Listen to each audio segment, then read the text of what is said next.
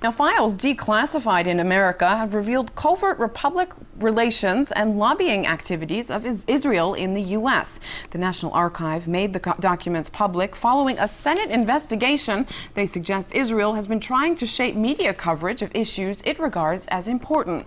You can download these files from the website of the Institute for Research on Middle Eastern Policy. And we can now cross to Washington and talk to Grant F. Smith, who is the director of this institute. Thank you for joining us, Mr. Smith. I'd like to begin by asking you, what exactly do these files reveal?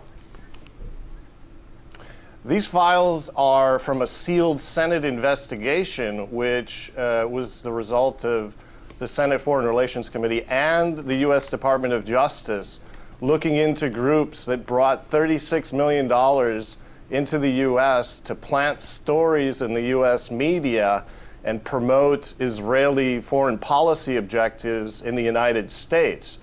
They're extremely relevant because they revealed, for example, a vast effort to divert U.S. attention from the Israeli Dimona nuclear weapons facility by saying it was merely a research center. They carefully tracked how that story was playing in the U.S. media. And they also were using outlets such as The Atlantic magazine, funneling $50,000 into that magazine in a major effort to disrupt a U.S. peace proposal, which would have involved bringing some Palestinian refugees and allowing them to return to their homes and properties in Israel. The interesting thing about these, go ahead. I was just going to say, what about the media, their side? How susceptible are they to Israeli lobbying?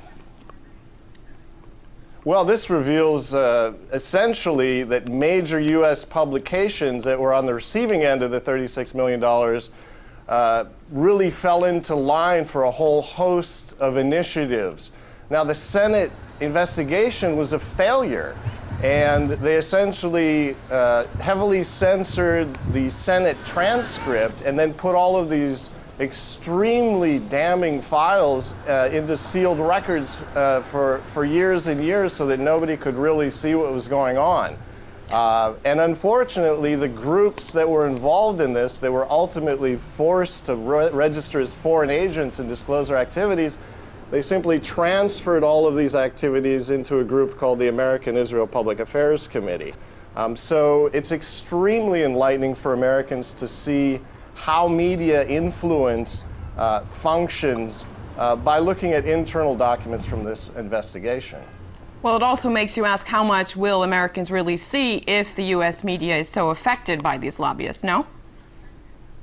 Well, yeah, that's exactly the case, because once again, you know, we're replaying history. Now, instead of trying to divert attention away from nuclear weapons in the Middle East, a magazine, again, The Atlantic, is on the forefront of an AIPAC drive to get the United States to attack Iran's nuclear facilities, again, now under the pretext that they're nuclear weapons sites. So for the United States, it's extremely important for people to see this media influence and the mechanics of it, because over the passage of time, this has only gotten worse. What does this suggest about U.S. policy in the Middle East? Is it being shaped around the interest of Israel as you see it? Well, we've done a lot of work over the years obtaining documents about Israeli policy initiatives in the United States. And the documentary record suggests a heavy influence on the part of Israeli politicians and various parastatal groups that work tightly with Israel without disclosing those relationships. They have successfully built a campaign financing system in the United States that's extremely effective at pushing Israeli objectives by withholding or dispersing campaign funding to U.S. politicians. So there is a high degree of control that's in place, but for your average American, it's almost completely hidden. Interesting stuff. Grant F. Smith, Director of the Institute for Research on Middle Eastern Policy, thank you very much for your time.